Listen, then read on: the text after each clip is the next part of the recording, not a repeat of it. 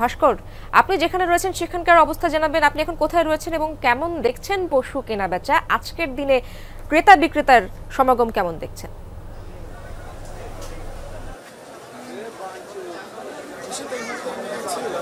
তেজগাঁও পশুর হাটে এবং সকাল থেকে যদি একটি বিষয় বলি যে ক্রেতা সমাগম কিন্তু বেশ, এবং প্রতি ঘন্টায় ঘন্টায় কিন্তু এই ক্রেতা সমাগম বেড়েই চলছে। গত রাত পর্যন্ত খামারি অথবা পাইকার তাদের যে একটি অভিযোগ ছিল যে 3 দিন আগে থেকে এসে বসে থাকলেও ক্রেতার দেখা নেই, আজ সকাল থেকে কিন্তু সেই অভিযোগ নেই। তবে এখন পর্যন্ত বেচা বিক্রি যে খুব একটা হচ্ছে তা নয়, তবে ক্রেতার সমাগম যেহেতু প্রতি ঘন্টায় বাড়ছে সেক্ষেত্রে বেচা বিক্রি হয়তো বা আরও 1-1.5 ঘন্টার মাঝে পুরোপুরি জমে ওঠার যে বিষয়টি সে বিষয়টি কিন্তু হবে এই রাজধানীর তেজগাঁও পশুর হাটে। কার কাছে শিখলাম? এই যে রাধুনী রেডিমিক্স গরুর মাংসের মশলা, গরু রান্নায় গুরু হওয়া কোনো ব্যাপারই না। একটি বিষয় উল্লেখ করতে চাচ্ছি ইশরাত, যে গত 2 দিন ধরে সাধারণত ছোট গরুর দাম আমরা দেখিয়েছি রাজধানীর হাটে।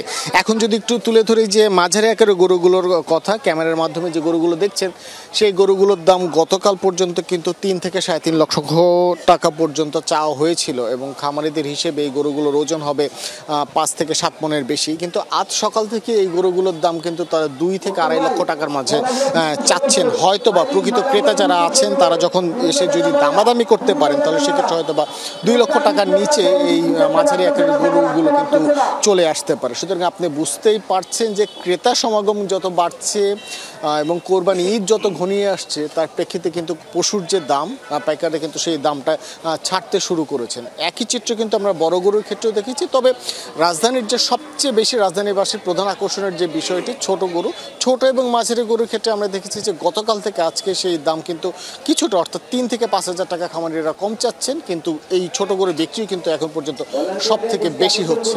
হয়তোবা সময় যত গড়াবে এবং আজকে দুপুরের পর থেকে বিকেল পর্যন্ত কিংবা আজকে রাতেই এই হাটের সবচেয়ে গরু বেশি বিক্রি হবে বলে আশা করছেন পাইকাররা। ভাস্কর, অনেক ধন্যবাদ আপনাকে। দর্শক, আমাদের সহকর্মী ভাস্কর ভাদুরী তেজগাঁও থেকে যুক্ত হয়েছিলেন, সেখানকার খবরাখবর জানাচ্ছিলেন। আমরা এবার কমলাপুরে যেতে চাই। কমলাপুর হাটে রয়েছেন সহকর্মী আরিফুর রহমান সবুজ। সবুজ, সেখানকার অবস্থা জানাবেন। আজকের দিনে ক্রেতা সমাগম কি বেড়েছে কিনা?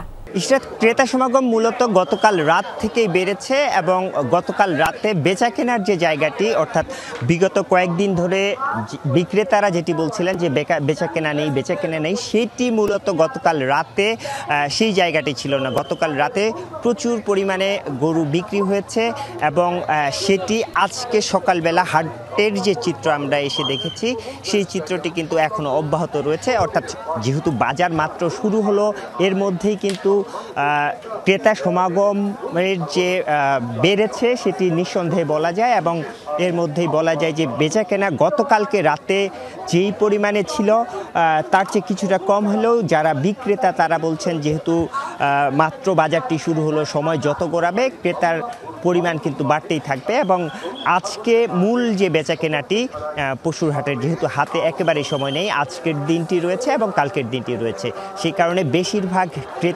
ক্রেতাদের সঙ্গেও আমাদের কথা হচ্ছে, তারাও কিন্তু আজকের মধ্যেই তাদের যে পছন্দের গরুটি সেটি বা পছন্দের পশু, কোরবানির পশু, সেটি কিনে ফেলতে যাচ্ছেন।